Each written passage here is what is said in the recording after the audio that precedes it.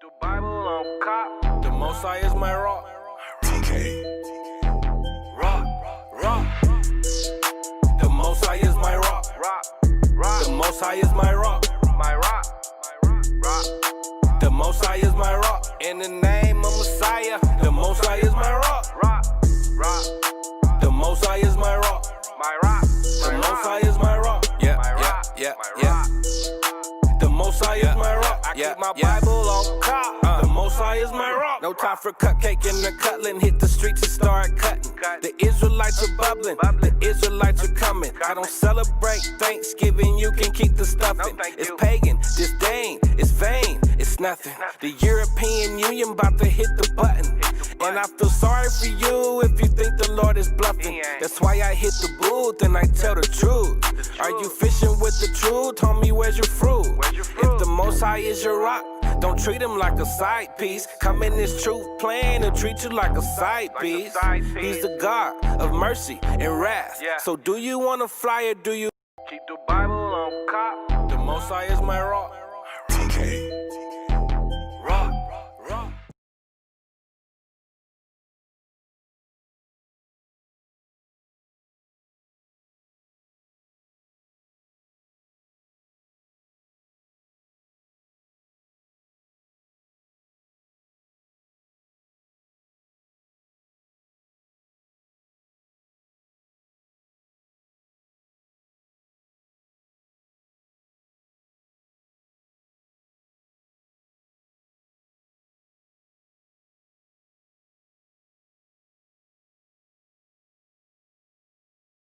Mondays, Wednesdays, and Friday classes are going to be 7 p.m. until 9 p.m. So we basically have it set up to where you get a whole week's full of learning, all right? For those that are in San Antonio, we have a school in San Antonio as well. Hit us up. We'll get you that information on location and time, all right? And for those, again, that are new, we have so many different outlets of learning the truth. Again, our church, we only went on Wednesdays and Sundays. Here you can get tapped in, as they say, every day. All right. So we have a Blog Talk radio show with a priest by the name of Mashaba. This brother's been in this truth for over 30 years. All right. You can find him on blogtalkradio.com/Mashaba, and that's going to be MASHAHBA. Again, /Mashaba, MASHAHBA. And this is going to be every Tuesday and Thursday from 10 a.m. And this brother, again, they have another archive full of classes there for you, so you can check that out, all right? We also have numerous channels as well. We have 5 Minutes of Wisdom, something that you can give to your family members, something nice and easy, nothing too crazy, all right? We also have the Hidden Truth Bible Show, where we hit over numerous topics that's big in the world. Y'all should check that out. You can subscribe to that. All right, and we also have our Israelite Media Corp YouTube channel, more of like a news show. For example, like all the bombings and things that's happened recently in the news. We go over that topic and correlate that to the Bible. All right, so we have a lot of different channels for you to check out. So definitely subscribe to that. For those that are new, we have Israel wear. Israel wear is where you can get garments, you can get shirts made with fringes. If you want that on, the sisters have their own business to where we provide that. So you can hit us up on ISBHBK /fringed up, where they have like a subscription program to where you can either get a shirt and fringes for $25, or you can get a headband and a shirt combo for $35. All right, and this is definitely for brothers that want to get their fringe game up, that may not have, their wives may not sew, or you don't have any access to that. So we definitely will take care of you with that. As well as Facebook, we have something called Israel Wear, where you can get anything, garments, tunics, and you'll see headbands, scarves, armbands. And it's a little hot in here, so we're not really, in our tunics, but you'll see those eventually. The sisters will definitely take care of you on that. All right, and we also have Hebrew Academy. So Hebrew Academy is for aspiring priests that want to come in to learn the skills, to know the Bible, to understand how to read properly, how to break down scriptures, how to teach someone So we have this established to where brothers can come in. And again, this is going to be more of a commitment because this is something that you just don't want to show up once every blue moon. You want to keep on course. But again, these are for brothers that want to go ahead and put in some initiative and learn the ways of a priest, all right? And this is going to be here in Norfolk every Wednesday from 7 p.m. until 8 p.m., all right? So we're only doing an hour right now, but we might bump it up to 2 hours. But for right now, it's just an hour. So this is going to be every Wednesday, all right? If you need to contact any of the priests, we have Priest Kazakia here. His number, it should be showing up later. If you don't have it, it's going to be 757-300-4047. And we ask if it's during class, text only, because if you have questions, it's not a problem. We don't shy away from that. Hit us up, we'll answer it. And if you're in Houston, or we have a Priest Quatzazap out there, or if you want to hit his line, his number is going to be 303-557-8979, all right? And for all those you already know that's been given, getting the sanctuary ready and things like that, those that have been given alms, and we greatly appreciate it. We can't do it without you. So with that, we got some new brothers in class. So we're going to go ahead and open it up with questions. All right, so if anybody has questions, we'll give you the opportunity to go ahead and ask. We can go ahead and start it like that. All right, so does anybody have any questions in class? Nothing. Right. Nobody got any questions or anything? Y'all good? I know y'all been staying studied up. Alright. So, yeah. I mean to ask you this like a while ago. Watch out for that cord. I want to go. As soon as you bump it, it'll go out. Yeah. I meant to ask you this a while ago, but I ended up forgetting. How do you deal with a woman who want to hold your son back from receiving the word? I can't. I'm sorry, bro. Older I get, I'm going deaf. A little bit louder. Yeah, say it again. How do you deal with a woman or your rib if she trying to hold your son back from like being part of the congregation? You really want me to answer that? Like, y'all be asking questions that, like, you really want me to go in? Like, do you really want me to answer that, or you want me to talk later and go over that? You can talk later. If you want to go in. No, it's not you. I'm asking you because, well, remember, we've been going through a lot of basic scriptures, and for a lot of new people, their feelings get hurt quick, right? So, like with basic stuff we've been going over. So, my question is this. Can you deal with the repercussions? If your rib is sitting and watching class, are you going to be able to look her in the face and say, yeah, that's what it is? That's what the scriptures say. Could you do that? I mean, if you can do that, then I'll answer your question in open. But what I don't want to do is, if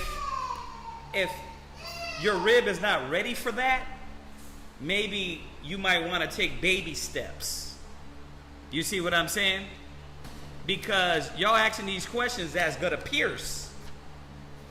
Now, I'm not saying we're going to avoid, or she's going to avoid, or you're going to avoid what is evidently going to happen.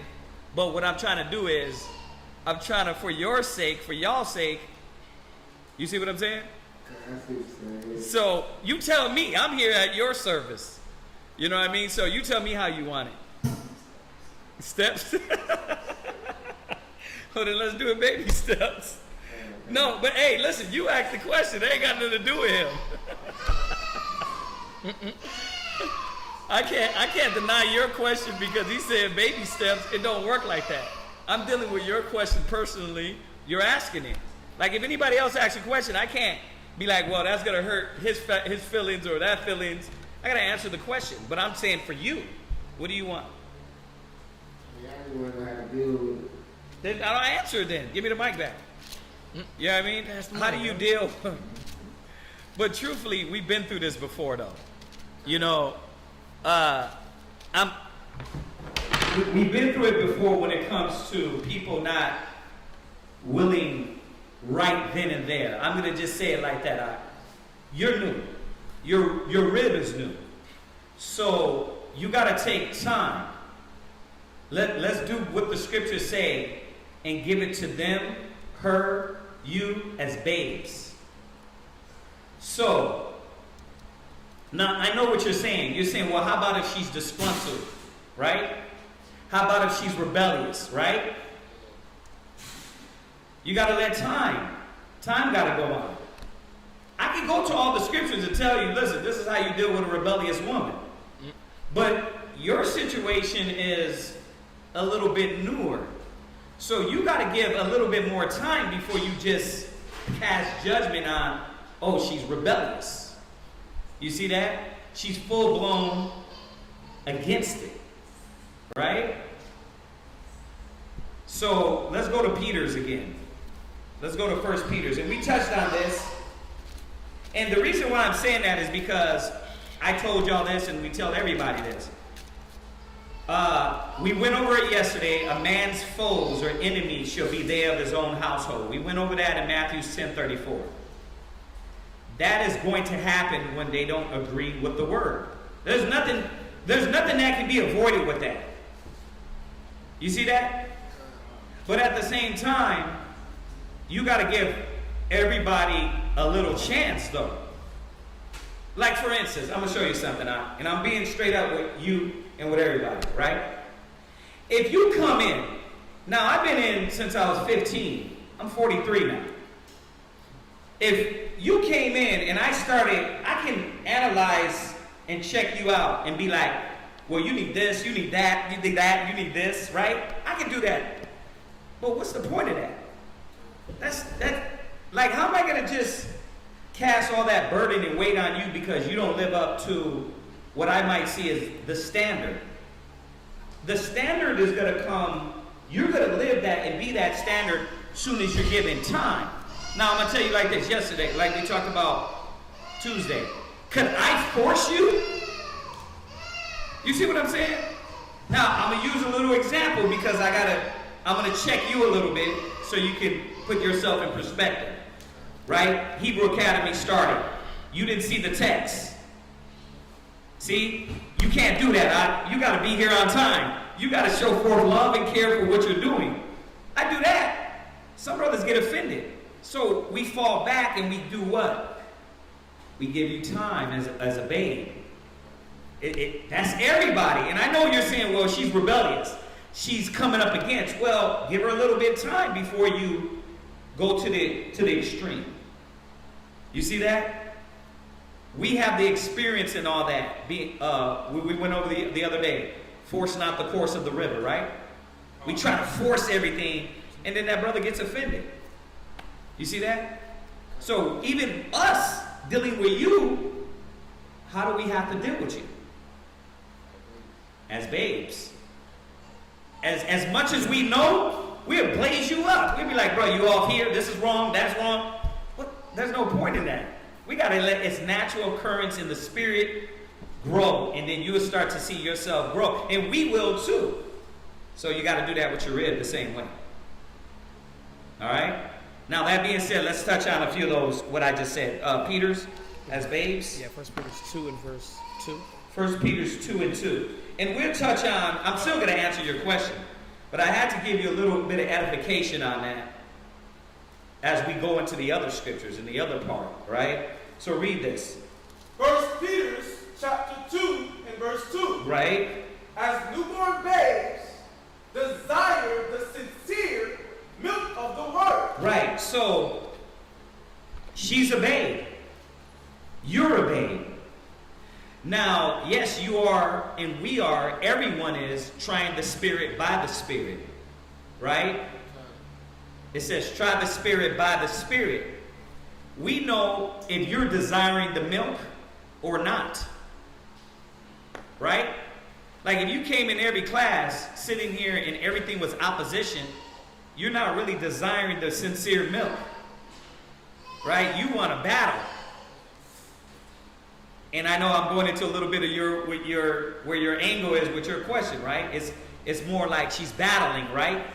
She's in opposition. You still got to give that time. You see that? We get brothers and sisters here all the time that you feel a little opposition, but that's to some point extent, it's okay. Because you got to understand about our people. So I understand people, our people, that they're stubborn, stiff-necked, so they come with the questions. And just because it ain't questions that we might supposedly care or like, that doesn't mean that their questions still need to be answered, right?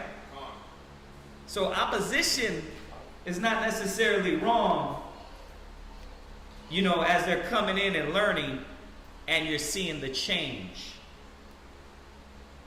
And you're seeing the change. Don't you gotta give time to see that? You can't just judge off of, you've been in the truth how long? 2 years, 2.5 years. Oh, okay, being in the truth to us is actually doing the works. You stop smoking weed, you let your hair grow, you let your beard grow, you stop following the commandments, you follow the high holy days. I was born in the truth, but I said I didn't come into the truth because I didn't actually start doing works till I was 15. So, isn't that being of the truth when you start doing the works? So when did you come into the truth? When I started, like, a lot of stuff I didn't really know. Right? I started coming here, so. Right. So a lot of stuff you didn't come to realize, right? So give a time period. As far as, like, doing everything right, I'm still learning as I go, so I don't do We all are. We're all still learning, no doubt. But let's just give it a time. I'm just walk with me on this. a couple months. Couple months. And how old is she then? So you're a couple months, and how old is she? You see that? That's why it's saying what it's saying. Read it again. As newborn babes. As what? Newborn babes. Right. Now, I'm going to say it again. The analogy of a newborn baby means that you can't force feed a child. You can't force feed a child. You know, now don't give them a right. Like my child, he's growing up, he's getting the milk, and then at 3, he's still trying to act like a baby. He wants me to still carry him down the stairs. I'm like, nah, you got that. You're a big boy now. That's a whole different thing. But you got to give a little bit of time before you make that judgment. And you got to treat them like babes. Okay, let me walk it through you again. Now, if they straight out rejecting it, if I'm here talking to you and you're like, nah, I'm not with that. Well, then why are you sitting here then? I'd be like that. Like when we out in the street and we go, hey, brother, you a Hebrew Israelite, the Most High and the Bible, I'm not messing with that, bro. You think we're going to sit there and just, brother, Christ has chosen you. Nah, I'm not messing with that. Okay, all right, brother. Shalom, peace, right? That's a whole different spirit. But you see the two elements in the scriptures? You only see one. We're going to go to the other side too, right? So finish this real quick. As newborn babes, desire the sincere milk of the word, that he may grow thereby. Right, so they got to desire the milk, and they got to start growing. Is she taking the milk little by little? Is she accepting some of the milk? She is? Trying to hold my son back. She's trying to hold your son back from learning, but she's accepting the milk? I mean, it's like she like, you know how like when you say some scriptures, like they believe it and some they don't. It's like, So she's picking and choosing what she wants to believe. So how is she holding your son back? as far as like bringing him in, like, you know, But like what? like bringing him like around like congregation and stuff. Bring him to class. You don't need him. You don't need that right now. Give her time. How old's your baby? 2 years old. Trust me, you got a long time, and your baby's still another year or two. Then he's gonna start picking up on those things. He does now. I'm not saying he don't now. I'm just saying you still got time. You don't got to force the course on that. Now remember, this is what the scripture's laying out. It's at your judgment. I'm not in your house. You know. You know how far is she a babe or a demon? I don't know that, but I know what the scriptures say. And that means that I got to give you the scriptures, and you got to put them in the right judgment and perspective. You see that? So if she's coming as a babe, well, then give her that opportunity to be a babe, learn, feed her little by little, right? If she's desiring the milk, or is she rejecting the milk? So this is all got to be in your mind, right? Go ahead. You got another one on that? If so be ye have tasted that the Lord is gracious. Right, you see that? So the Spirit got to jump on this individual. You would know, but don't you think everybody should be given a little bit of time before you jump to judgment? You got to, right? Remember, judge how you want to be judged. You want us to be patient with you through your trials and through the things you don't know? Well, then you got to be patient with people around you, right? Go to 1 Corinthians 3:1. Right. So what was the first one? 1 Peter 2 and verse 2. Right, 1 Peter 2 and 2. And now where are we at? This is 1 Corinthians chapter 3, and you can start at verse 1. Yeah, read that. 1 Corinthians chapter 3 and verse 1. Go ahead. And I, brethren, could not speak unto you as unto spiritual. As unto what? As unto spiritual. Right. But as unto carnal. Right, so read it from the top. Read it again. 3. And I, brethren, 1 Corinthians. could not speak unto you as Is unto he at the right one? spiritual, Yes. but as unto carnal. Right. Even as unto babes in Christ. You see that? Meaning what? We got to give you the opportunity because we know you're babes. So we got to treat people like that. And as they go up in age, then you can work with them in their age, period. You can't take a baby and be like, listen, nigga, you ain't acting 3. You can't do that. Don't work like that. That's why the scripture is giving this analogy. So this is how gentle we were. Paul was with Israel. Now, we know that the cutting is in here. But I had to go here first because I can show you all the cutting, then you can go home and then your weights, your measurements will be off. And remember, the scripture said unjust balance is wickedness with the Most High. So for you to get the correct balance in your house, you got to correctly judge. There it is. You see that? Where you at? No, that was a scripture. You finished that one? No, yeah, you can read down. Go ahead and read down. And then you can jump to verse 1 Corinthians chapter 3 and verse 2. Uh-huh. I have fed you with milk Right. and not with meat. Right. For hitherto you were not able to bear it. You see that? So you're starting out with the basics with her. You're starting out with the love, the compassion, the long suffering. You're starting out with the basic things. That's why you see why when they was asking, could we go into Genesis and all this? I'm like, there's a lot of basics that brothers and sisters don't even understand yet. We start jumping there, they're really going to lose their mind because they don't know the Bible. So you got to start like the Bible says. It said as babes, then giving the meat. That's just the way it says. It's not my, you know what I mean, process. It's the Most High's process. Go ahead. For hitherto you were not able to bear it. Go ahead. Neither yet now are ye able. Right. You see that? Now jump down to verse 6. Verse 6. No, just read down. Go ahead. Verse 3. Uh-huh. For ye are yet carnal. For whereas there is among you envy. See, and this is how you know that you can't jump right into the spirit, the meat, because they haven't dealt with the basic things. Like, you're still envying. You're supposed to know, coming as a new man, there's supposed to be no jealousy inside of you. See, but you get individuals that deal with the basic things, like, they still like that. They sitting in the corner, eyeing. Like, who this nigga think he is? Mm-hmm. Right? I know, not us, because we believe. But you got to see that this is how people are like that. Not everybody's like you, I'm going to say that. Not everybody's like y'all. Y'all come in, you guys are rare. Humble, meek, ready to learn, ready to listen, asking questions, studying. You came in, learn with your Hebrew, right? There's something in y'all that is not in everybody. That's what you're going to see. And if you're going to roll like that in the truth, you're going to burn people up out there. We're going to just burn through people. Why? Because we're moving off of our zeal. My zeal's on 1,000. You got to let them move at their level. You see that? And that's not saying you're not going to deal with her in her situation. I'm just saying you got to know this, because if you're becoming a priest, you can't look at people like that. Oh, the brother came in and he's not diligent. He don't even got his Bible. Right? This is his 6th time in class. You're going to be like, man, he's not for real, but he just doesn't understand yet. You see what I'm saying?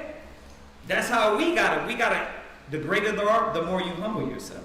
You got to understand that. Remember, knowledge puffeth up. The more knowledge we get, it can consume us if we don't level out with humility, compassion, long-suffering, temperance, patience. You see what I'm saying? Now, that being said, I'm not saying you're going to put up with BS, because you see us in here. We're not putting up with BS. But at the same time, we do understand, like the Bible says, having compassion on the ignorant and them that are out of the way. You see that? It's a lot. Go ahead. For whereas there is among you envying and strife, This is how you know they're still carnal mind. Read. and divisions, And division. They're still, you can tell how carnal she is in your house, because she's still divided from you just as a woman without the scriptures. So she's carnal. So you trying to feed her with meat, she ain't gonna get that. Go ahead.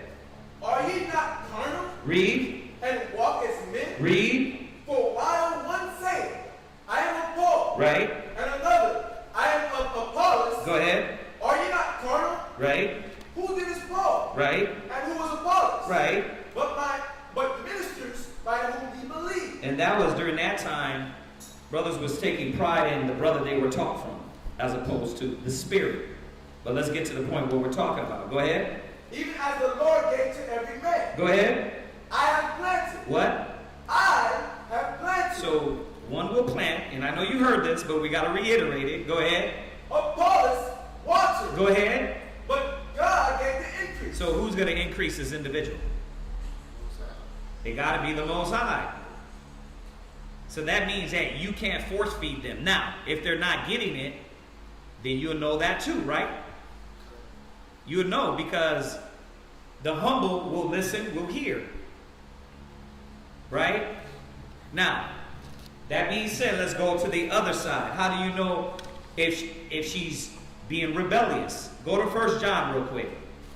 4? Try the spirit by the spirit. Yes, sir. Yep. 1 John 4.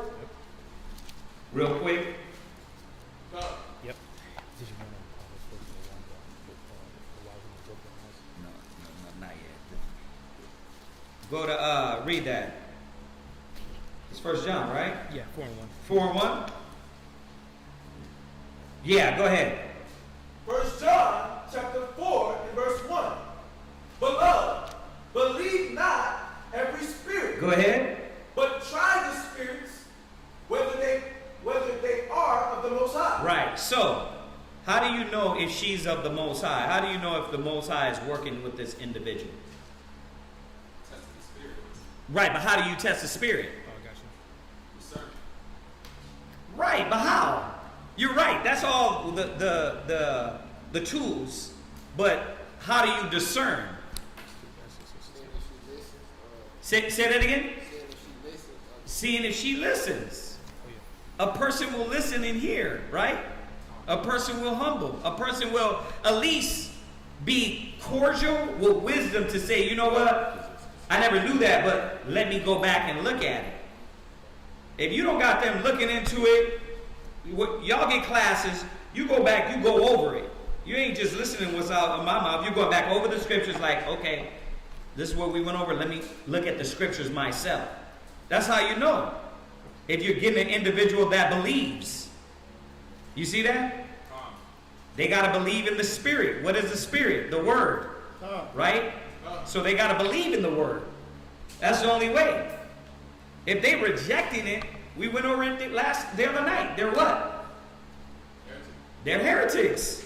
They don't want to listen. They don't want to hear. They want to battle. They want to oppose. And it's not personal. Okay, you oppose. Bye. Right? It's not personal. It's biblical. I didn't call you. Right?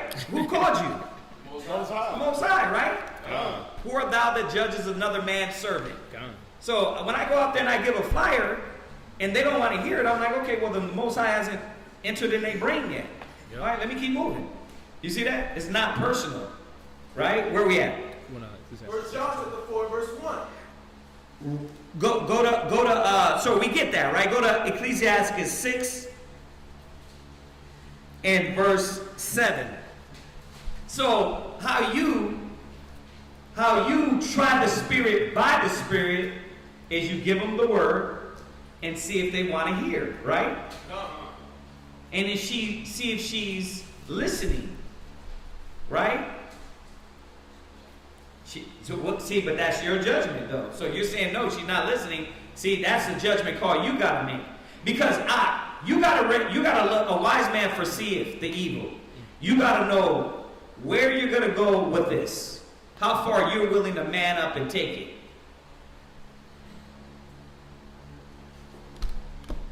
That's what it is. Where you at? Read that. Ecclesiasticus chapter 6 and verse 7. Right, this is in the Apocrypha. Somebody get the brother Apocrypha? And so Ecclesiasticus is by Solomon.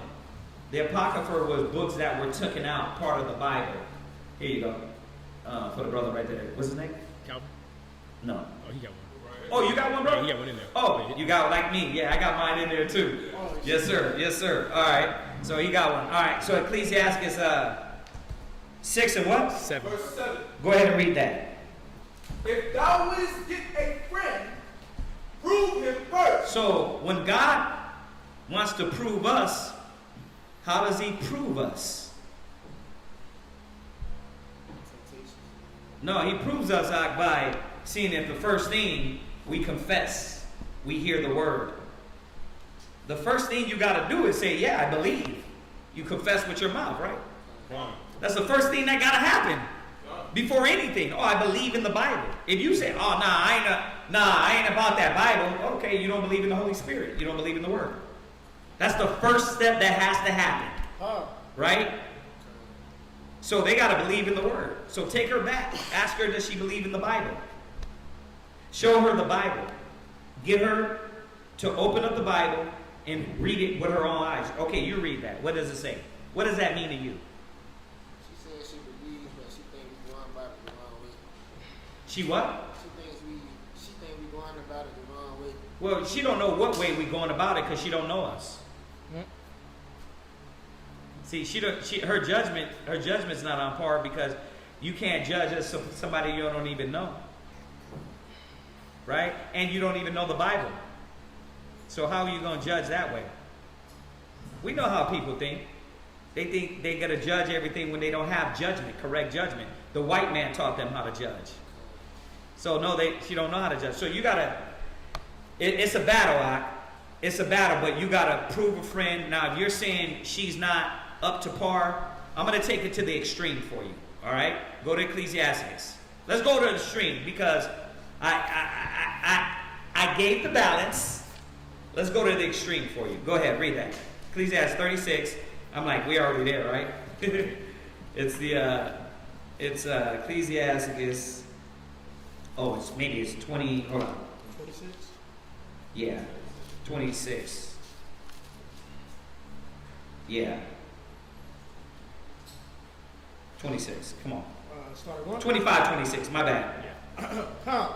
Ecclesiasticus chapter 25 and verse 26. Go ahead. No, 20. No, 26. 25 to 23. The wicked woman. 26, 25, and verse 25. 26. Yes, sir. Ecclesiasticus 26 and 25. A shameless woman. No, bro. No. Read that. Ecclesiastes chapter 25 and verse 26. Go ahead. If she go not, as thou wouldst have her, cut her off from thy flesh. Do what? Cut her off from thy flesh. Go ahead. And give her a bill of divorce, and let her go. Now, that's the extreme. But you see how I got to give you the balance first? Because then you just be cutting any woman off just for any reason. You got to be patient first. This is the extreme.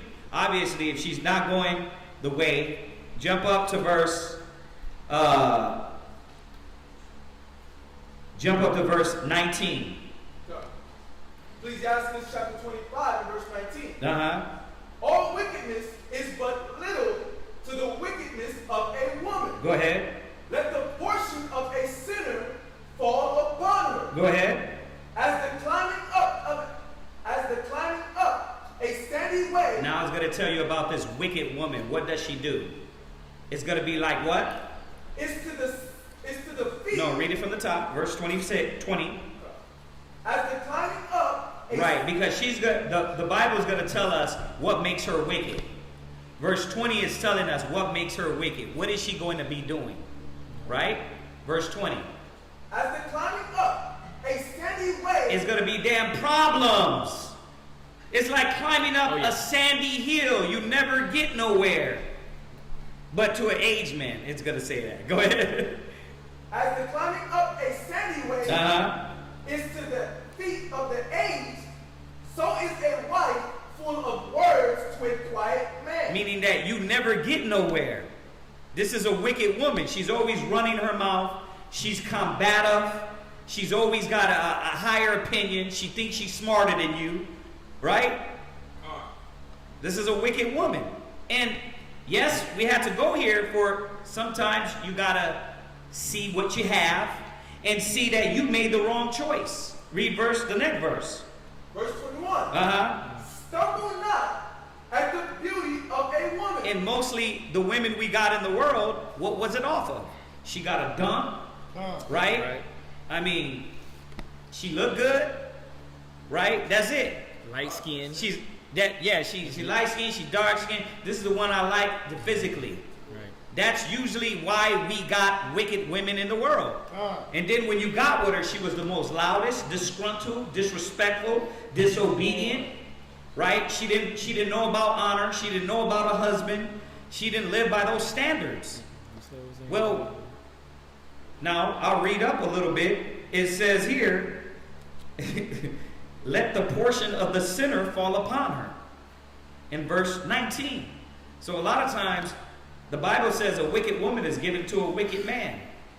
So a lot of our choices in the world, because we were wicked, we got wicked women.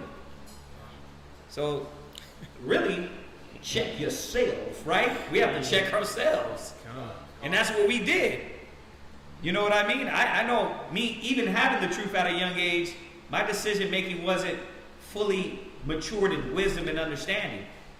You see that? So I chose women for the wrong reason instead of looking to her for the qualities of the Spirit.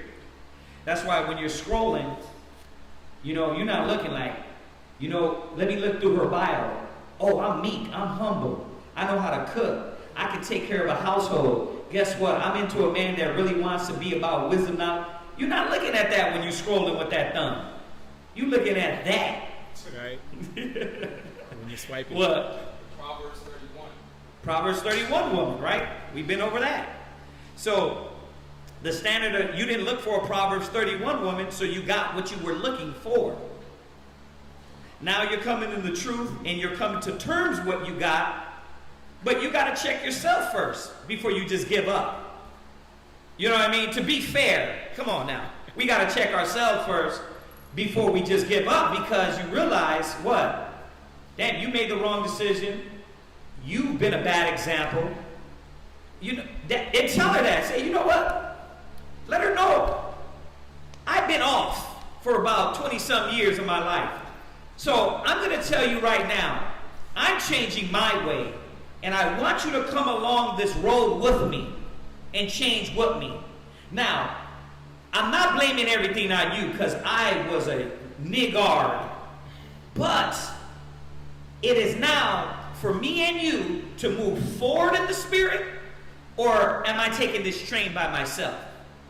That's when you want to get real. But I keep trying to tell y'all, when y'all want to get real, what's going to happen? You better be ready to deal with the consequences. Don't blame it on us. Like, well, brothers told me. That's why I'm very strategic. Because we've had brothers do that in the past. Oh, brother told me to cut off my rib. I ain't never said that. We gave you the wisdom, and then you how to understand how to apply the judgment, because I'm not in your house.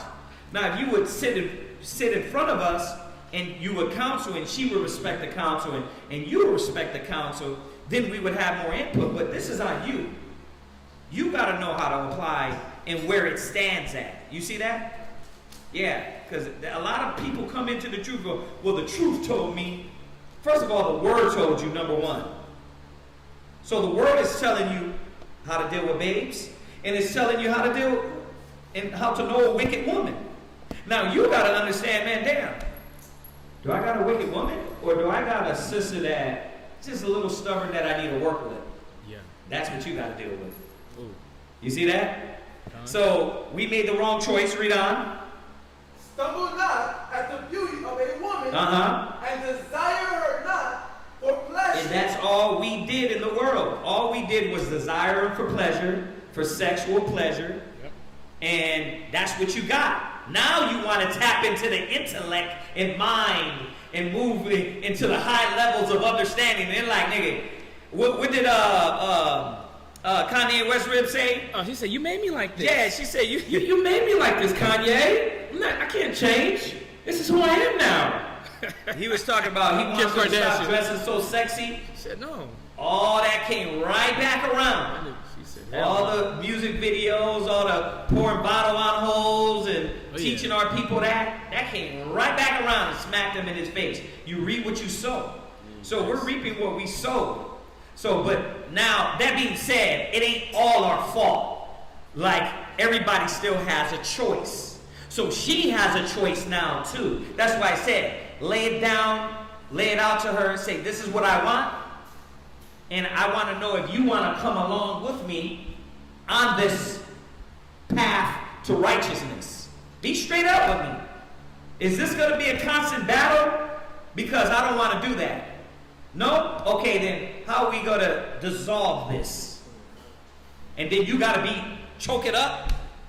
When she said, well, this is what I'm doing and I'm taking the baby in it, you got to be ready to handle that. Say, okay. You got, or do Esau level, you're going to go to court, all that. You see what I'm saying? You got to be ready to go the long way. A wise man foreseeth the evil. Don't jump into something and then afterwards regret it. You see, and that's what we don't want you to do. That's why I'm giving you very strategic wisdom in the word. Say it again. I'm taking my son. You know how they are. They've been given the power by the white man, and they're going to take advantage of that, brother. They're going to take advantage of that. Now, let me say this for, not that all women are like that. You got some conscious women, some awoke women, some righteous women that trying to do good. Not all women are like that, just like not all men are thugs, killers, dope dealers. But the earth is given into the hand of the wicked. There's a lot of us out there that's wicked. All right? Read on. Verse 22. A woman, if she maintain her husband, right, is full of anger. So you can't let her do that. You can't let her rule you. Right? She telling you what to do. She dragging you out of class. Right? You let her do that, she'll lead you right into damn hell. Like a woman, look up the word maintain. Let me show you something. You can't let your rib maintain you. Especially a foolish woman that don't have no wisdom. You can't do that. It don't work. You're going to let her pull you right into back into the world. Because you see how doubtful she is. You see how double-minded she is. If you let her control the house, she'll pull you right into doubt, right into being double-minded, unsure. You can't let her do that. Maintain. To support by intellectual powers. Read that again. What does it mean by maintain? To support by intellectual powers. Because most of these women are emotional and they move off of what America has taught them. You're going to let that control you? Hell nah. Hell nah. So read it again. So you see how it's giving all the balance of what you're asking? But you have to determine where that woman sits. Go ahead. A if she maintains her husband. And the funny thing is, when they get control, What happens? Read on. Is full of anger. She's what? Full of anger. The black woman, the Hispanic woman, the Israelite woman. The ones that are out of order, because some sisters are righteous. Let me just say that. The ones that are out of order, what do? They get the power and they're just angry, belligerent hags. Because the power wasn't given to them to take. We went over it the other day. A woman was not to usurp authority over a man. Adam was first, then Eve. And Eve was brought to Adam to be a helpmeet. We're not here to serve them. They're here to serve us. Does that mean we're not going to be a husband? We're not going to love them? It doesn't mean that. We're going to love them. We're going to be a good husband. We're going to love them as our own flesh. But they are subordinate to us. Right? So a while back, I had to tell my ribs, I don't want y'all to, no more. I don't want y'all to do anything without my say-so. Because I felt the cord was being tugged a little bit. Right? It was getting to the point to where they didn't respect my judgment over theirs. So what I have to do, I'm going to tell y'all what to do every step of the way now. Why? Because until you learn how to respect me, then I can go ahead and let that rope up and say, no, just do it your way. When I see you're respecting me as a Hebrew Israelite man, then I can say, you know what, no, go ahead, babe, do it your way. Because my ribs are smart. They're intelligent. But the problem is this, that emotions get in there, that power trip gets in there, and then they start to lose a little bit of judgment on how they're supposed to treat their husband. The Most High didn't give them that. So I got to recalibrate their mind. Say, nah, you're taking authority that's not yours, according to the scriptures, right? That throws my whole house off if I let that happen, right? My sons, my daughters, everybody's going to see that. You see? The funny thing was when I pulled back and pulled that cord a little back, now they're more calm, they're more relaxed. They're like, just let me move in faith and let him handle it then. See? But when they gain the power, what happens? It's full of anger. They angry for some reason. You got what you wanted, but you tugging the black man around like a dog. Yep. Come on, nigga, let's go. It's like you were given the power, but damn, now you're angry all the time. Because that's biblical. Now you don't know what to do with it. Yeah, you don't know what to do with it. That's why Eve made every one of us fall. Because dumb ass Adam did what? Gave power to Eve. Oh, what's that over there? Baby, let me show you. Oh, yeah, huh? Damn, baby, yeah. Let's go together. Let's do it together. You can't do that. Right? Go ahead. If a woman, if she maintains her husband, is full of anger, right? Impudence. She's full of what? Impudence. Impudence. So this is why, Noah, you can't let her go to that level. But the reason I started out as babes is you got to be discerning. Judgment got to be on point. Because I know back in the past, man, like I said, me coming out 15 years old in the truth, I was hyped. You know what I mean? Zion hype. You know what I mean? Like, I had scriptures, I had knowledge, I was cutting people up, but I wasn't patient enough with women that needed a little bit more patience.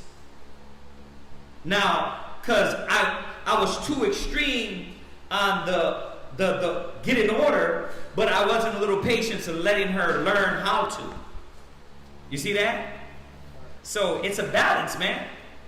It's a balance. Remember, the scriptures, you got to be the man of wisdom.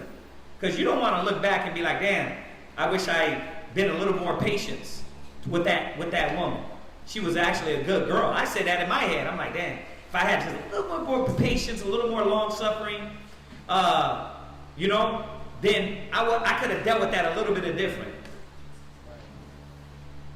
Now, you're doing that. You're more patient. You're more long-suffering. And then she's still trying to show out. You got to be like, okay, you just a nigga. You wild. You're not trying to be a righteous Israelite sister. You're trying to be what the white man called you. You see that? So you got to do what? You got to understand, okay, this woman ain't trying to be righteous. She's trying to be this wicked woman. Impudent. Anybody? Done. What you got? Impudent. It's a shamelessness, want of modesty. Yeah, a shameless want.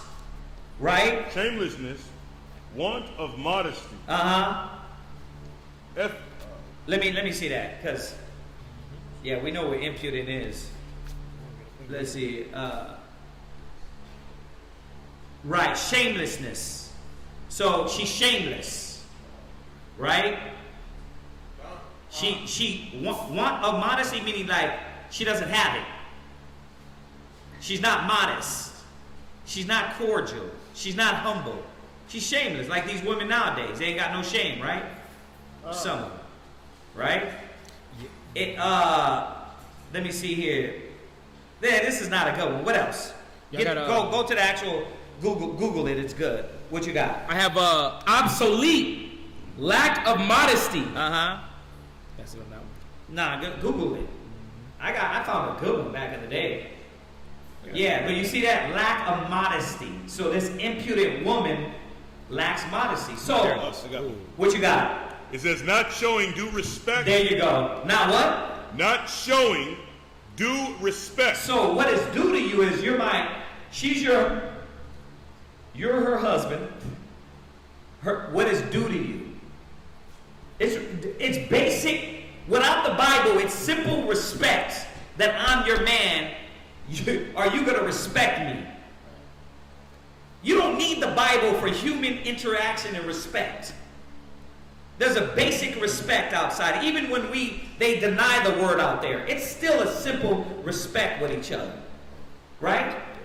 She's supposed to know that from the door. Adding the scriptures now, you're seeing that there's supposed to be more levels and tiers of why I respect this man. He got off the weed. This guy is trying to change his life. He's not trying to be out there in the streets and whoremonger with every woman. Now my level of respect, her level of respect is supposed to come up because she sees the change in you. And when you don't get that, then there's a problem. Like, I could see it if I was getting high playing video games and out there in the streets, but I'm working, I'm helping out the household, I'm dealing with my spirit, my mind, and you won't give me respect, but you respect me when I was rolling you the blunt. When I was knocking you upside the damn head, you respect me, but now that I'm trying to deal with the Bible, you don't respect. She's impudent. I got one. Impudent. What else you got, Aria? That's it? I got one. This is impudent. It says marked by contemptuous or cocky boldness, or disregard of others. Yeah, the ones the monkeys that stare you in the face. Yeah, nigga, what? Go ahead and hit me. Go ahead. I'm gonna call my boyfriend right now. 911. Go ahead, nigga, do it. Right? That's haughty, impudent. You got to come to terms with what you got. You got to come to terms with what you got if that's the case. You got something else, Aria? Or is that it? That was it. That was it? Okay, read on. Impudence and much reproach. And much what? Reproach. Meaning that reproach is she trying to correct you. She trying to always challenge your judgment. You go right, she want to go left. You go up, she want to go down. You say apple, she want to say banana. You say do it this way, why? It's like everything you going back, it's like, what is going on here? That's how I be. I'm like, what's happening here? Like every step of the way you kiss the white man's ass like I'm regular. Right? But when it comes to me, it's like everything I'm saying, you want to do opposite. You got to realize and come to terms with what you got. She's a wicked woman. Right? Go ahead. Verse 23. A wicked woman abated the courage. She would do what? Abated the courage. Instead of building your strength. Hey man, baby, I see you going over there with the brothers. Hey, you need a bag lunch, baby. Hey baby, you need some money. You need this, you need that. Hey, I seen they had the garments up over there, and I'm looking in your closet. You got one shirt. Hey, how do I get you another shirt? right? Where can I learn how to sew? Nah, a wicked woman doing what? Obeying the curse. You over there again with them niggas? What you doing? I hear them on there. Yeah, I heard that class, and these niggas are crazy. Right? It's like, oh, I got you. A wicked woman takes the courage. She challenges you every step of the way. She makes every decision a problem. She makes every situation a situation. Right? It don't have to be that. It's always something. It's always something. It's like, damn, we can't just be at peace. Because the Israelite women are not at peace with themselves. Read. A wicked woman obeying the courage. Read. Make it an heavy countenance. Yeah, she's the one where you like, hey, bro, what's up with you? Man, can I stay at your house tonight? Why, what's up? Oh, none. Like, bro, what's up with you? None. Man, she's a demon, brother. Yeah, I don't want to go home, Mike. What's up, Mike? Like Proverbs said, I'd rather dwell in the housetop, in the rooftop, in the corner of the house, than lie with a wicked woman. Right? You're like, bruh. And that's how it is. Read. And a wounded heart. Yeah, she make a wounded heart. Yep, because you yearn for her to come in. You know what I'm saying? To listen to you, to be a family. But that wounded heart comes from, dang, everything that I'm trying is not working. I'm trying to give her some time, but dang, she still keep bucking up against me. And I'm just trying to do the right thing. You know? A man's foe should be there of his own household. So, you see why I started out in that other place first? Because when we go here, it gets real. It gets real, bro. Go ahead, read on. A woman that will not comfort her husband in distress, make it weak hand. Make it what? Weak hand. Right?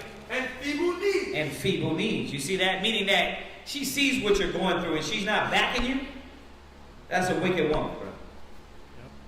Now, we can keep going on this, but did that answer? I know we can keep going all day. I know we fully loaded over here. They're like, what? You ain't gonna let me? I know you got guns too. But this is just answering this question, right? Did that help out? Yeah. Now it's up to your judgment to know what you're dealing with, all right? So, any other questions? Did we have any? Yes, What about reincarnation? Reincarnation. Now, yeah, we call it regeneration. The Bible says it regeneration. You know, that word was put on it, but the Bible speaks of regeneration. Okay, so explain what regeneration is. So regeneration, we're going to go explain it right according to the Bible. All right? Let's go to Ecclesiastes. Go to Ecclesiastes. And we're going to do this with 3 scriptures. Make it very simple. I'm not going to go into it too deep. I'm going to answer your question. And then whoever else got another one, we can move on. Yeah. So where we at? Ecclesiastes. You started out. No. Yeah. 12. You're going to Ecclesiastes chapter 12 and verse 6. Oh, you know what? Hold on a second. Hold on 1 second.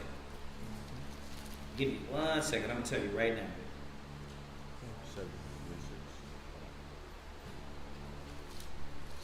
One second.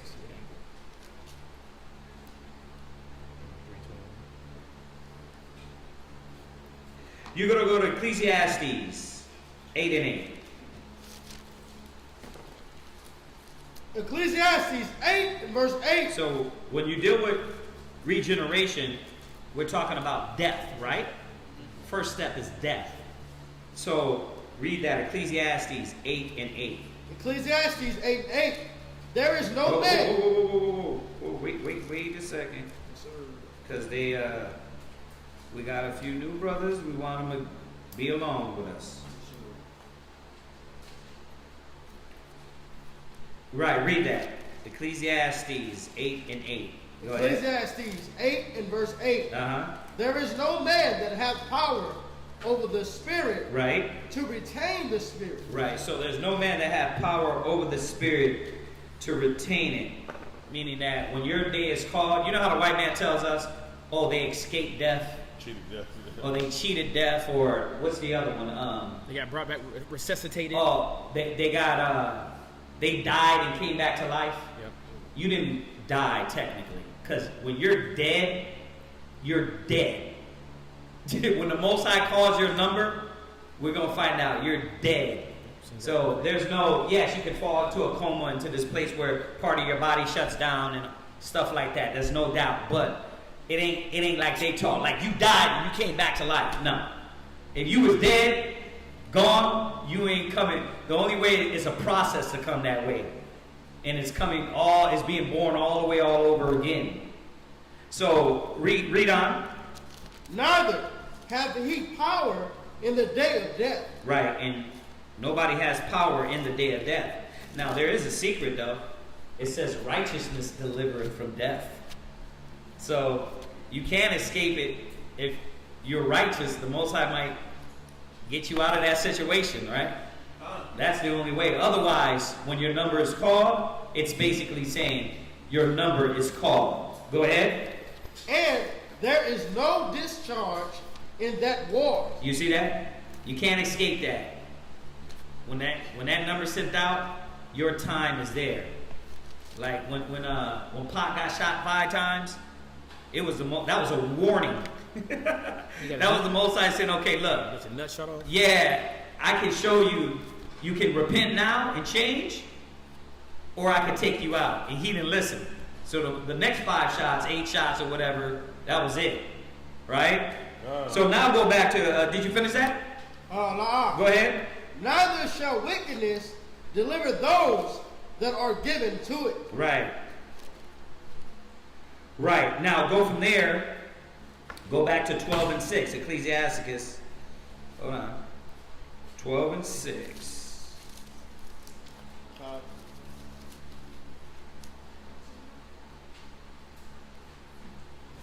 As a matter of fact, you're going to hold Ecclesiasticus. Hold it with your fingers. All right, let somebody else read.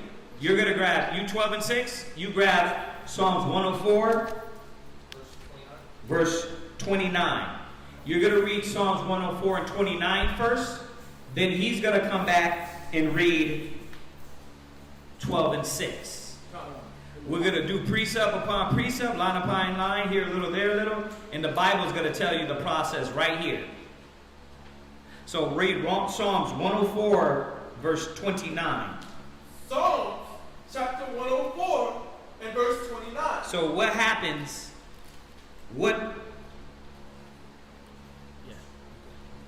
No, I'm sorry. Ecclesiastes 12 and 6. I'm sorry, y'all. Bear with me. I want to put this together right for you. 12 and 6 verses, and then 104 and 29. Go ahead. Ecclesiasticus chapter 12 and verse 6. For the Most High hated... No, Ecclesiastes. 12 and 6. Ecclesiastes in the Bible. 12 and 6. Ecclesiastes 12 and 6. There we go. Go ahead. Ecclesiastes 12 and verse 6. Or ever the silver cord be loose. Right. So what is the silver cord? You can think of it as a spiritual umbilical cord. And it's going to go down and tell us. There's a spiritual connection that connects you to the spiritual realm. Right? The white man calls it electronics in your head, signals, waves. But we know it as the spirit. Right? So when this silver cord is loose, go ahead. Or the golden bowl be broken. So he's just using an analogy to try to get you to understand what it's likened to. Right? So if you cut a cord, what happens? It disconnects you from the tether, right? If you break the bowl, you can no longer put things inside the bowl. Right? It can no longer house what is inside the bowl. Go ahead. Or the pitcher be broken. Go ahead. At the fountain. Right? Or the wheel broken at the cistern. Go ahead. Then shall the dust return to the earth. Right. So what happens is, when that happens, when your silver cord is broke, right? What happens? You die. That's it. There's no turning back. Now jump to verse 29, Psalms 104, 29. Psalms chapter 104 and verse 29. Right? Thou hidest thy face. And this is how that silver cord is broken. When the Most High calls it out, and Satan is like, well, remember how he did Job? Did thou consider my servant Job? And the Most High was like, yeah, he's righteous. And Satan was like, well, the only reason why is because you protect him.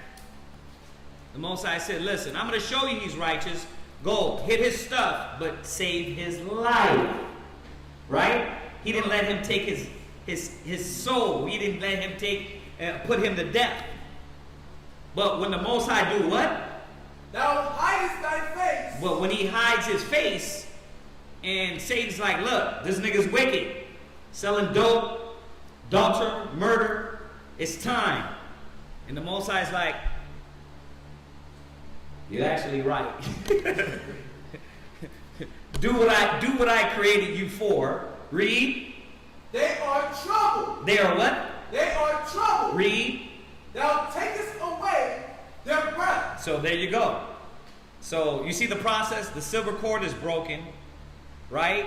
Because the Most High turned his back from covering you. Psalms 91 says that angels cover us, right? But the wicked, they ain't covered. They dealing out a little grace, a little mercy. The righteous he covers with his angels. The wicked get in a car accident, they got to get their leg chopped off, or you know what I mean? And next you know they end up dying in the middle of that. You might just got to get your leg chopped off, but you live.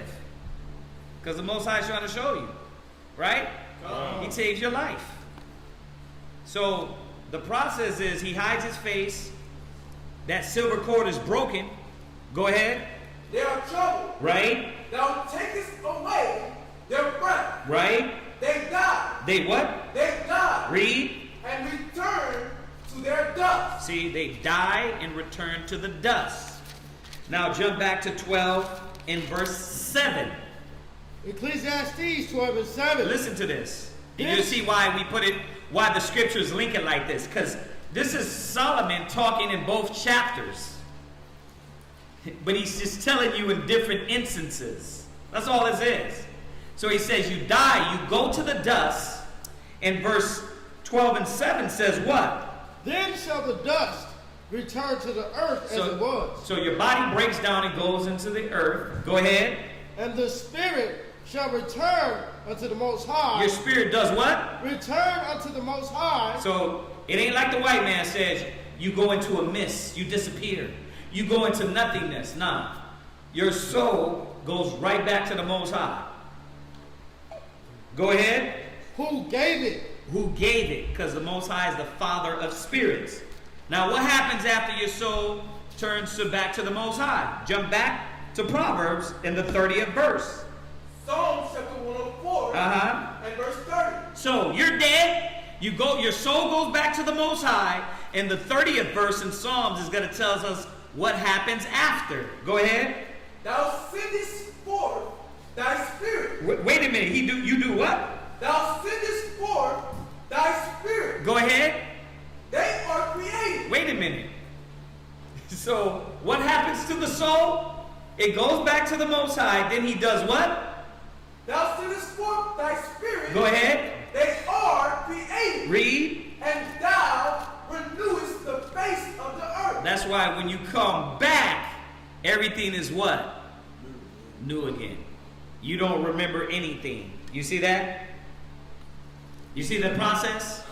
You know, I took you that way to show you as a process. The Most High hides his face, and we know it, but I'm taking you know what happens when you die. You get popped, you get shot, you get murdered, you get killed, you car accident. The Most High cut that cord. Your soul goes back to the Most High. We don't know when he sends it back, but he just tells us what? He says he sends forth that spirit back, and the earth is what? Renewed. It's renewed again. So this is not a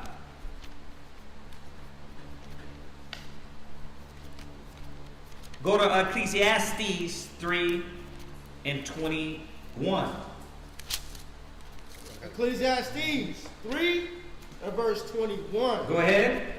Who knoweth the spirit of man that goeth upward, right? and the spirit of the beast that goeth downward to the earth. Right. So all dogs don't go to heaven. Right. It don't work like that. There ain't no doggy heaven. It's telling us there the spirit of the animals, they disappeared. Go ahead. Wherefore I perceive that there is nothing better than that a man should rejoice in his own works. Right. So you see, your soul goes back to the Most High. Now, I'm just going to go 2 more, and then if anybody else has anything, we can touch on it. Go to 7 and 10. 6 and 10. Ecclesiastes 6 verse 10. Ecclesiastes 6 and verse 10. That which hath been named already, and it is known that it is man. Right, it says, are y'all listening? Read it again and read it slow. Ecclesiastes 6 and 10. Go ahead. That which hath been is named already. That which hath been is named already. And what has been already? Go ahead. And it is known that it is man. It is known that it is what? Man. You have been already. You've been here already. The thing is, you just come in a new flesh. Same lineage. You always been an Israelite. He said he chose you from the foundation of the earth. You always come through the seed of Abraham, Isaac, and Jacob. Right? You always come that way. That's why Christ came through what? The seed of David, right? Lineage all the way through. You get that? So you've always been here, yeah. So it's possible that we've been in slavery in Egypt and all that before. Yes. We are our forefathers. Right? That's how you know that there's no escaping the Most High. He ain't playing with you. Yeah. I was going to say it's cold because it cuts off the ideology of genealogy. Right. When you try to go to Esau and try to get your genealogy. If you're here, you was already doing this before. Right. You see what I'm saying? So there's no need to go to Esau and say the Spirit bear witness. Right. The Spirit bear witness who are his. Very true. So it's it's no need to go to Esau. So yeah. You mess around with those genealogies, man. You're going to get told that you have white man. You really going to feel bad. Right. Because they be lying. That thing be all mixed up. One more scripture for him, and then that'll be it on that. First, Ecclesiastes 1 and 9.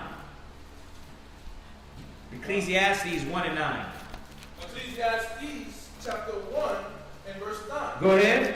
The thing that hath been, it is that which shall be. So if you said, nah, that ain't talking about man, well, he just generalized everything right here. So if you wanted to say, nah, that concept ain't in there, well, that which have been is what shall be. He's telling you. He generalized it. Did he say, oh, the car? We had a car back then. It was just called something else. It was a way to transport. Well, they didn't have guns back then. Yeah, they did. They had weapons back then. It was just another way. Everything from the past is here now. Right? And all the technology that could have been beyond what is now is either hidden or been destroyed. That's why they still to this day say, well, aliens had to cut the pyramids. Aliens didn't cut the pyramids, man. It was just wise people. Well, how did they move them? By using wisdom. I always said, the white man think he's the one that told us how to brush our teeth. Every time he show us in these movies, what? Native Americans, but we all had dirty teeth. And when he came around out of the caves, being the caveman, he told us how to use a toothbrush. Come on, man. Solomon had gold laid in the temple, in his palace. You trying to tell me his teeth were damn brown and dirty? Like we didn't know how to take care of our hygiene till the white man came? See, that's that deception they put in there.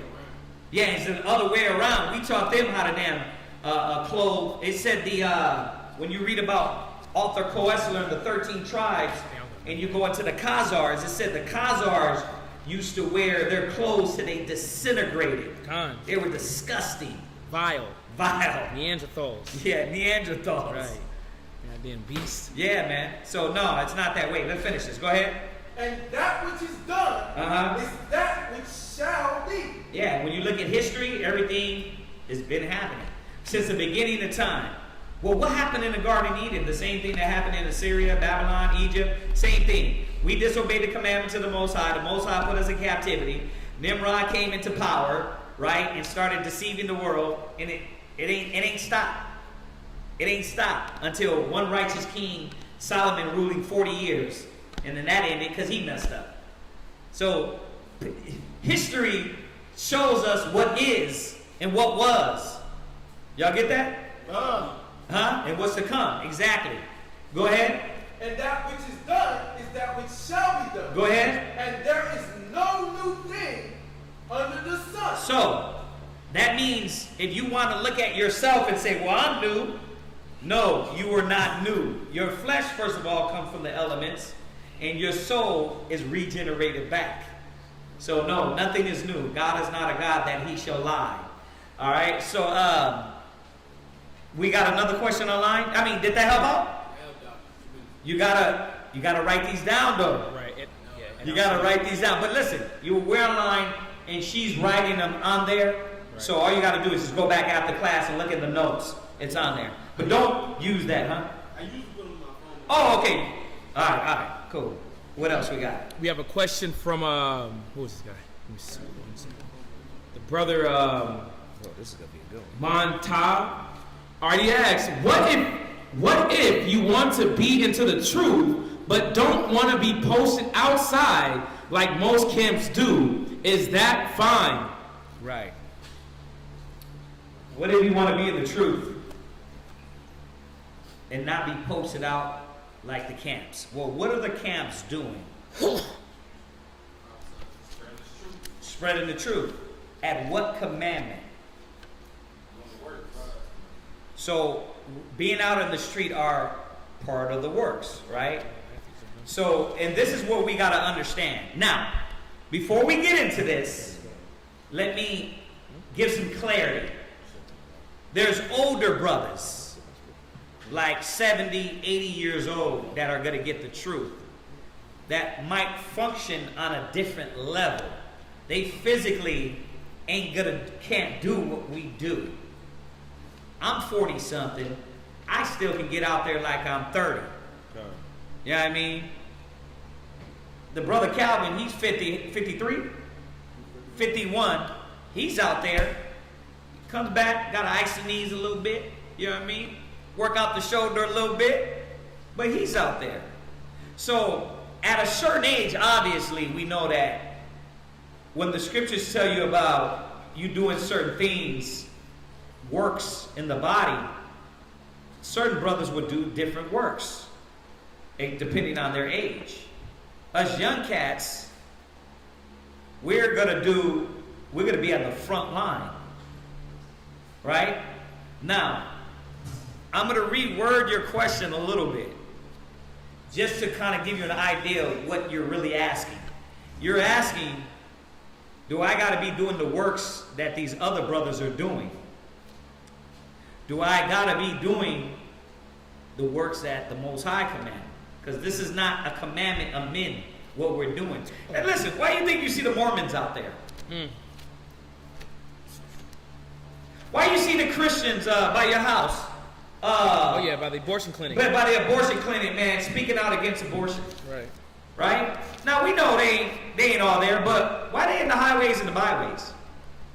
We're going to go there first. That's the one I want first. Luke 14:22. Yeah, I want to go there first. The commandment. Go there. The straight commandment. He told them to go what? There you go. Let's go straight there. That way, to answer his question straight out, then we can go in depthness of his question. Because there's many scriptures on what is the work. So, you have to be doing the work. Some way, somehow. And if you can do it, then you have to do it. Where are we at? That's Luke chapter 14 and verse 23. Luke 14, 23. Yes, sir. Oh, yeah. Luke 14 and 23. Y'all take notes on this, man. Oh, yeah. Luke 14 and 23. Luke chapter 14 and verse 23. Go ahead. And the Lord said unto the servant, Go out into the highways and hedges, and compel them to come in. Right. The parable is giving us the similitude of what we were supposed to do. Right? He's not giving us a parable because he's sitting over roasting marshmallows and saying, yeah, man, let me just tell you a good story. No, all these things are commandments on what he wanted us, being the servants, to do. So he said, do what? Go out into the highways and hedges and compel them to come in. Right. Now, that being said, you have different parts of the body, right? That might not, like the brother Samuel, he has a bad back. He goes out there, man, throws a lawn chair open, man, and sits out there and supports. The brother Ronnie, he's, how old is Ronnie? Ronnie's 55. Ronnie's 55. He's out there with... Nah, he's about 60. Now, Ronnie's 60? He's texting right now. Ronnie got happy. Right. Ronnie's about 60. He's out there with leg braces. Right? But everybody's not going to be out there. No. Like Dawiyad, we don't expect him, if he can't physically... Dawiyad, he's in Georgia. He's 70. Right? Is he going to be out there necessarily to stand there a few hours with brothers? If he physically can, he might. But if not, he'll be doing other things to support the body. So the question is that, do you understand that this is part of the work? You know what I mean? Because, and I'm not saying for the brother that asked the question or the sister that asked the question. I'm saying that in general, like a lot of people think, well, that's not the work. I don't got to be out there to be doing the work of the Most High. That is the work of the Most High. He just said it. You can't discredit that. That being said, there's more things you can do besides that. Right? But look what he says. Read it again. Come on. And the Lord said unto the servant, right? Go out into the highways and hedges, right? And compel them to come in, that my house may be filled. Yeah, that's how we're getting people. Now, but we don't just get them by the highways and byways. Obviously, that's why we're online now. We use the internet, the web, right? We get on there. What else? We do radio shows. You get on the radio shows, right? TV. Sometimes we don't go street speak. We just go do flyers. We do it that way. So any and every way to do the... I mean, remember, let's think about this. When you were in the world and you wanted to go get some women, what did you do? Went where they were. You went where they were. So if you went where they were, but another brother went where? Social media. Another brother went where? Tinder. Another brother went to the club, right? You see how that the same logic? It's like we can't come to the truth and be like, well, that's not necessary.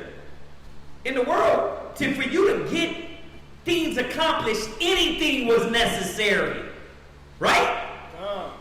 Anything was. Well, when you come into the truth, by any means necessary. So, that being said, we use any avenue, any venue to do what? To get this word out. Go from there. Go to James real quick. Why? Why do we do that? I'm just going to switch a little bit and I'm going to jump right back to y'all.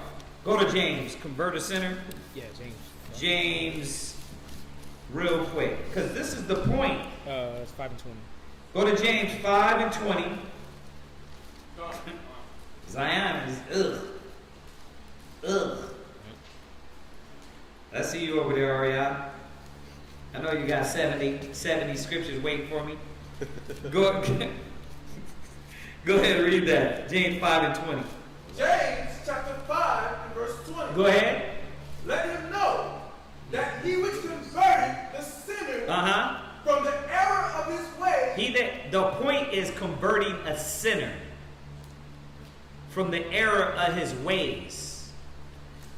That's the point. Any avenue or any venue. But now when you come to literally ask me about street speaking, I mean, we went to the literal commandment of go get them to the highways and byways. That's like he literally said, go out there by the highways and byways. In every Matthew, Mark, Luke, John, in every epistle, he told them that. Matthew 22:8, yeah. You see that? Because we're trying to convert a sinner. Go ahead. Let him know that he was converting a sinner Right. from the error of his way. Read. Shall save a soul from death. Read. And shall hide a multitude of sins. That's what we all trying to do. I'm trying to cover some sins.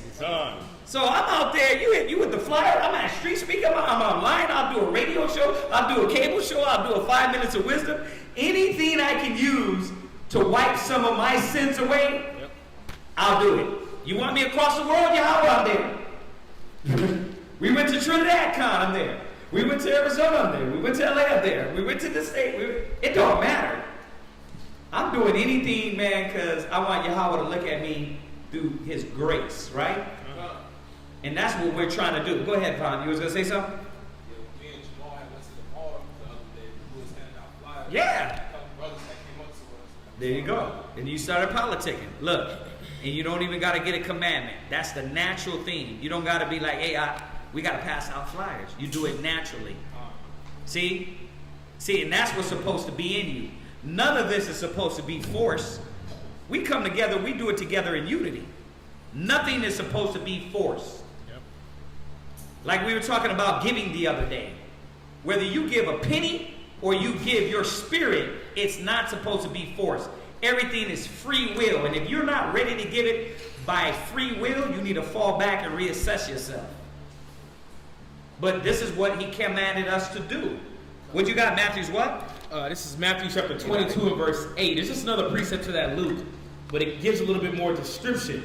Matthew chapter 22 and verse 8. Again, going into the parable, but we're seeing that Yahweh Shai, the Most High, told us where to go to. He knew where our people was going to be at. Come on, man, look at Israel. Where do you think they at? You think they in the congregation? The buildings? Heck no. They're on the street corner selling dope. That's right. Whipping the crack. They got the women out there. They sitting in the Bentley while their woman's walking the street. We seen that in Houston, man. Yep. This is facts. We out there in them streets, and we're not scared. Matthew chapter 22 and verse 8.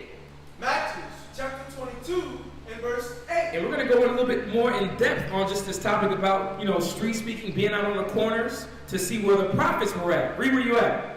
Then said he to his servants, come on. The wedding is ready. Read. But they which were bidden. Yeah, just showing this wedding, man. This is when Yahweh Shai comes back, man. We're waiting for this. We're waiting for Yahweh Shai to come and receive us. But we got to get cleansed up first. Go ahead. But they which were bidden were not worthy. Yeah, because we had to give some cleanup. Those that were bidden to come in, you come into schools, a brother, like you said, you gave a flyer. But they were probably smoking some weed before he gave them the flyer. But they probably was praying, Lord, I need help. But you gave them the flyer, it was like, you told them, listen, weed is wrong. Put it down. Dang, for real, I didn't know that. This is what it's going into. They were bidden, but they weren't ready. Come on. Go ye therefore into the highway. Go where?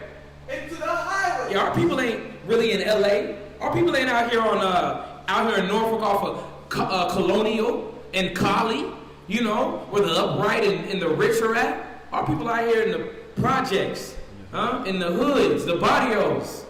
But it says, go to the highway, read.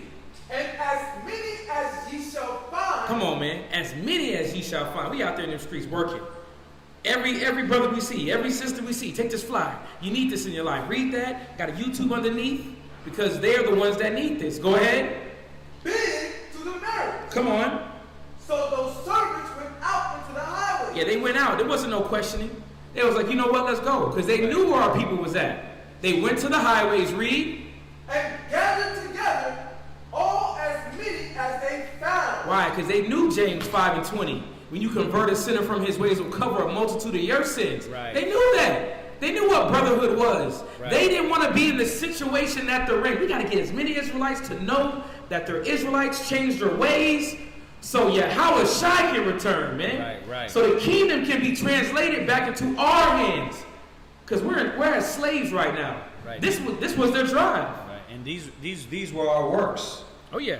To show that we're faithful, we had to show forth to the Most High our works. Oh yeah, that's what I said. They was going after everybody, like madmen, going after for righteousness. But go ahead. Both bad and good. They was collecting everybody.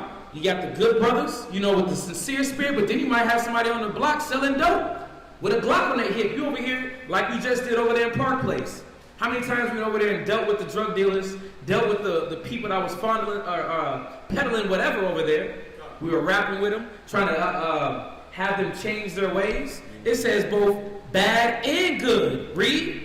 And the wedding was furnished with guests. Yeah, we got to see that we was going after not just the ones that you thought were going to receive it, but those that may look a little rough.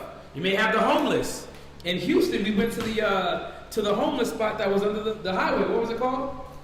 What was it? The ward? No.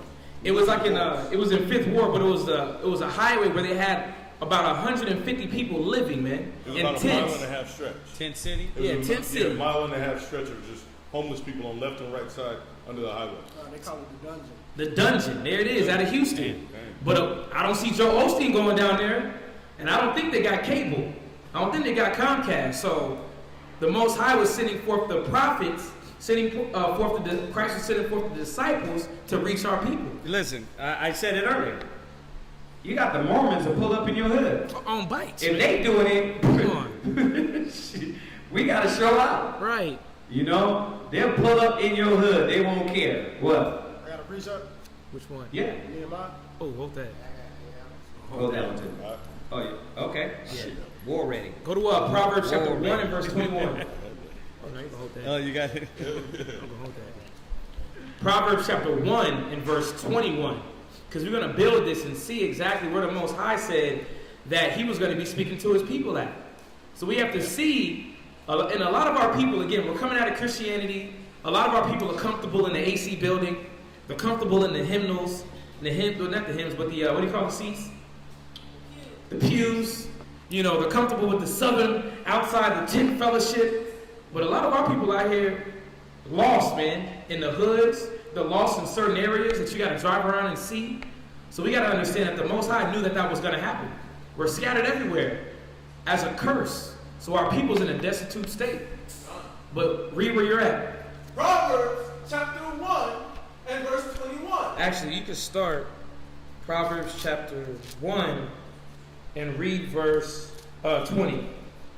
Now, wisdom cried without. You got to see wisdom cried without. Read. She uttered her voice in the streets. Think about that. She uttereth her voice in the streets. Wisdom is always, and as we go through the Bible, we're going to see more, that the Most High had the disciples, the prophets in these streets. That's where the wisdom was going to be at, and that's why you see a lot of Hebrew Israelites on these corners. And we're going to edify even more to show this was a tradition of the Hebrew Israelites of what they were doing. God. It says that wisdom was in the streets because that's where our people are at. Think about it. Right here on the block in Norfolk. All our people are sitting there daily, 25 deep. But I don't think that they hear the word from the congregation down the road. I don't think they have a loudspeaker outside the building. So how do we touch those brothers and sisters? You got to go up and talk to them. You got to post up where they be at. But it says that wisdom crieth in the streets. Go ahead. She cried in the chief place of concourse. Think about that. She crieth in the chief place of concourse. Concourse means where our people are gathered at. Think about it. When you see a lot of YouTube videos, you got brothers in New York. They're on a main strip out there, 22nd Street in Harlem. Why? Our people are right there. Our people is moving and grooving, eating, buying clothes. So what do? We try to go where they're at to get their attention. It says that wisdom cried. It says she cried in chief place of concourse. That's why a lot of times we're out here off of what is that? Bromilton and wherever that's at by Norfolk State. But why? That's where Norfolk State's at. It's a big minority college, black college, but that's where a lot of our people are at. they're moving right there at the gas station. We're going to specific spots to where we can reach our people. So, as you see that, yeah, the commandments are be on the streets, be at the hedge of the highways. That it's a commandment. Now, let me throw this in there. Go to 1 Corinthians 12 and 12 and 27. Get the one out. If you give a prophet a cup of water. And we got more scriptures on that. If you need more precepts on that, we got a lot more on that. I know they do. What I'm trying to show you is all the different workings. Right. All right. So we be on the streets, we be on the cable shows, we be in the radio shows. You look at Israelites, we're multifaceted any way, every way to get the word out. Yeah. Like I said, every way we did it in the world. Right? Everything you wanted in the world, you did anything in every way. When you want to hustle, you hustle. Right? So we got to be careful when we come into the truth. Got to be careful with that. Well, why we got to do that? And I'm not saying this individual is saying that. I'm not saying that. I'm saying that because we got to be careful of that. All right? He had a follow-up question. He had a follow-up question. What we got? Yeah, it says, can you be a Hebrew Israelite and not want to go on the street? Can you be a Hebrew Israelite and not want to go on the street? Well, according to what we're reading, first of all, you were born a Hebrew Israelite. You were born a Hebrew Israelite. Y'all get that, right? So you can't say, if I want to be a Hebrew Israelite. You're born a Hebrew Israelite. Right now you're coming back to the knowledge of who you are, and you're coming back to the knowledge of how to do things. So the question is, or the statement you should be understanding is that, what does the Most High want you to do? You're already a Hebrew Israelite. Now, do you want to put in works for the Most High in Christ? Right? Now you say, well, yeah, because I do want to put in works, but I don't want to be out there in the street. Well, I would ask, why? Brother, well, man, I got a torn ACL. I stand too long. It runs through my body, right? Okay, we get it. You can't be out there, but you can be at another part of the body. So the Most High has set things up that way for you to be a help, not just the streets on the highways and byways, but in many other ways you can always be a help. But if like Karazazai tell me, hey, I don't want to go to street speaking, I'm like, why, bro? What's wrong with you? You're 20, you're young, you're prime. Right. Like, what are you talking about? Well, I just don't want to go with brothers because I'm shy, or because this or that. Like, bruh, you got to conquer that. You got to conquer that. You know what I mean? I don't want somebody from my job to see me down the street. Really? Right. Bruh, it don't work. You see, I mean, there could be many different reasons outside of health and outside of that, the only thing that should be holding you back. If you're with that school, then you should be wanting to participate in what they have to get out the word. There's many different venues. You see what I'm saying? It's not only one venue. As we go through here, read that. For 1 Corinthians 1:27 and 28. 1 Corinthians 1:27 and 28. Go ahead, read that. 1 Corinthians chapter 1 and verse 27. Yeah. But the Most High hath chosen. No, I'm sorry. 12:27. My bad. 1 Corinthians 12:27. I'm looking at it and I'm saying something else. My bad. Go ahead. 1 Corinthians chapter 12 and verse 27. Go ahead. Now ye are the body of Christ. Right. And members in particular. Right. And the Most High hath set some in the church, first apostles. Right. When you look at these words that they're using to describe your office, we all still had to do one thing. Wake our people up. Apostle, you think he was just sitting around picking and choosing what he wanted to do? What did Christ tell the apostles? highways and byways. Go to the highways and byways. And I will do what? Make you fishers of men. Right? That's what I'm saying. He made you fishers of men. When he said gather yourselves together, that involved work. That involved work. So we're coming together. Remember, our worldly job is secondary. This is our first job. I'm a priest first. It's like we tell everybody at the mall. Yeah. Because they think, because we talk about the art of apothecary and mixing oils and stuff like that. That's a hobby. That's what we do. This is our profession. Right. This word is our profession. This is what we're passionate. Right. Done. This is about getting the word out, teaching our people. You see that? So, yeah, what you're supposed to. Like sometimes I'm not understanding where this. Like yes, the commandment says you got to be out there. All right.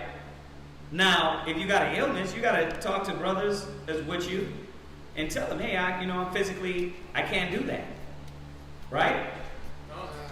And then the brothers will understand according to that. But he called us what? Somewhat? First, apostles. Right? Secondarily, prophets. Right, so you got apostles, prophets. You got some brothers that would be better at certain things. Some brothers would be better at breaking down the prophecies, going deep into the prophecies. You got some brothers that be good at Hebrew. You got some brothers that's going to be great in the history. Like your theme is just history, linking it up. Right? That's your gift. But on top of that, it's not like the only time we see you is when you drop your history. You're still doing everything else. Right? But you have a gift. Read. Thirdly, teachers. Read. After that. But think about it. You see, thirdly, teachers. Is apostle not a teacher? Is a prophet not a teacher? See, what it's just saying is that these professions, that there's many different things in the work that we are supposed to do. Go ahead.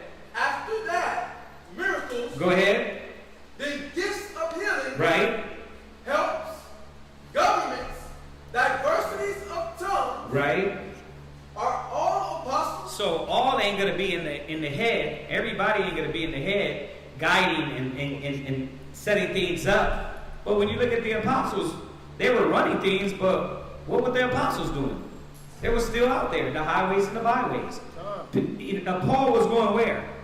From Ephesia to Thessalonica, going back to Rome, right? Going back to Colossia, right? Going back to Thessalonica. Like he was like, I'm everywhere, right? And he was rolling with who? Timothy. He had Titus rolling with him, right? Right? So all these brothers were rolling with them, and they were doing what? They were doing the works. What was the work? They were going from city to city, highway to byway, church to church, school to school, right? It didn't matter if they was in a house teaching, right? And then they moved from the house to the streets, and they told them, listen, we don't want y'all teaching out here no more. Then they were thrown into jail. Then they went back out of service. Like, this is, yeah. If you are a Hebrew Israelite, which if you're born that, your duty is to be a nation of kings and priests. No camp was before the Bible. A camp didn't come up with, you gotta go street speak. As y'all know that, right? We just read this, like, we were not born when this was written. This was written. Like, Yahweh Shai wrote this for us to do. So this is not a camp theme, like, y'all camps or this camp does that. It's like, no, this is what we're doing, the commandment. So you gotta keep that in mind, all right? So what else? What you got one? Oh yes. Go ahead. Just go to Nehemiah chapter 8. And this is just to give a little history, real quick. I know a lot of brothers may not know. They may think it's strange. But remember, man, we do everything according to what the Bible tells us to do. Well, the correct thing is that, the correct way to say it is we try every day to get better and better at doing what the Bible says do. So that being said, like all these things are probably new to a lot of brothers and sisters, but remember, we're proving it. It's not like foreign. We're not making this up. It says here to do it, then we need to be doing that to raise our people, wake our people up. Nehemiah chapter 8 and verse 1. Go ahead. Nehemiah chapter 8 and verse 1. Mm-hmm. And all the people gathered themselves together as one man into the street that was before the water gate. So we're seeing about there's a group coming together in the street. Coming together, obviously a concourse area. But we're going to get a little more edification of what was happening here in this street. Go ahead. And they spake unto Ezra the scribe. Go ahead. To bring the book of the law of Moses. So they was yearning for this. They was like, Ezra, listen, you need to hear that word. Bring that word out. Read. Which the Most High had commanded to Israel. Read. And Ezra the priest brought the law before the congregation. And it's just the same thing when brothers be on the side of the street. They're bringing the law out. Isaiah 58 and 1, right? Cry aloud, spare not. Show my people their transgressions, which is the law. Showing them what's right, what's wrong. Our people knew that the men of the Most High will come out there and tell them. Will come out there and teach them. Go ahead. Both of men and women.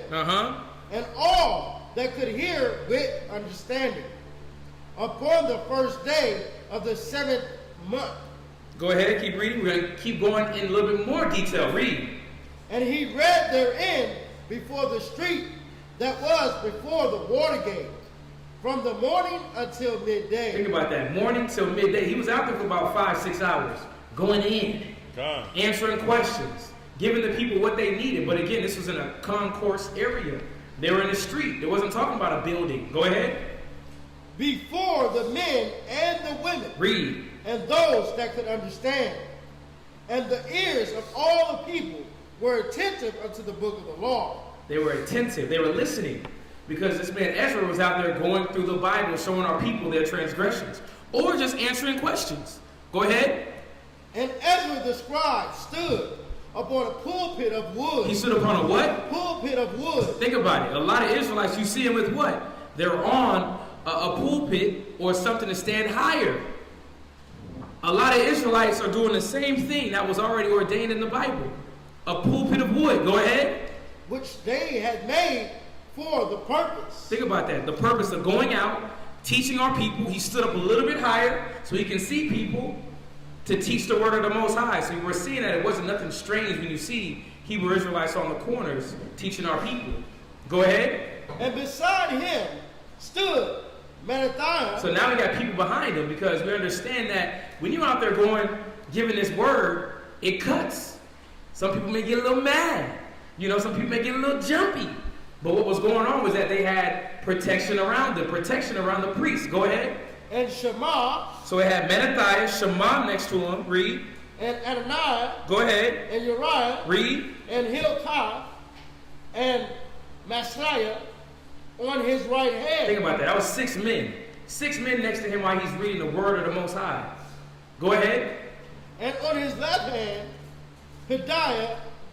Did I say that right? Yeah, go ahead. And Mishael. Mishael. And Michael. And Hasham. And Hashbadana. And Zechariah. And Meshullam. Another 6 men to his left. So we're seeing that he's on a pulpit reading the scriptures, got men next to him, and it's the same thing that you see in the world today with Israelites on the 4 corners of the world. That we are still applying how our forefathers were teaching this word. There's nothing different. Go ahead. And Ezra opened the book in the sight of all the people. Go ahead. For he was above all the people. Think about that. Let's talk about standing up above him while he reads. Go ahead. And when he opened it, all the people stood up. Read. And Ezra blessed the Most High, the great power. All the people answered, Amen, Amen. Come on. With lifting up their hands. When they bowed their heads and worshiped the Most High with their faces to the ground. And Jeshua and Benai. So we're seeing that obviously our people's right there, but you see a lot of old school videos, even videos now. Our people are sitting there listening to the teachers, to these men. These men of the Most High out here trying to teach our people. Doing the same thing. Apes, that's right, brother. Or they see them passing by the car. They be like this. You right. You hitting on point. Yeah. Because they're touching their spirit. Right. They're hearing the word of the Most High. Jump down to verse. No, That's it. yeah. No, that's good on that. They get that, You right? can read that, yeah. They can read that down. Let's jump into this last one before we close it out. Go to Koraziah. If we are sent back and come back to new flesh, do we have to work back in becoming righteous again, like we are now? No, remember the scriptures. Well, I said no first. Let me rewind that. Remember, the scriptures say the Spirit bear witness who are his, right? So remember, if we're chosen from the beginning, you were still brought into sin, right? You still had to hear the word, and it says he will bring all things to your remembrance, and it clicked with your spirit, right? You knew the word is true. Man, this is real, and it clicked. But how'd you live your life before you got that word? Worldly, right? Filthy. So yeah, you're working to get back to the Most High, but when your spirit agrees with it, it's going to agree with it. All right. What else? What was the other?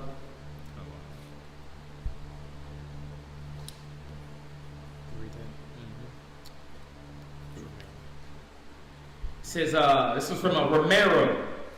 I wasn't into the truth when my children were brought into this world and they didn't get circumcised. Are we in sin for not doing?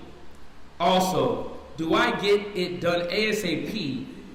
Their ages are 8, 4, 2, and myself. Eventually you want to get it done. That's the token of the covenant.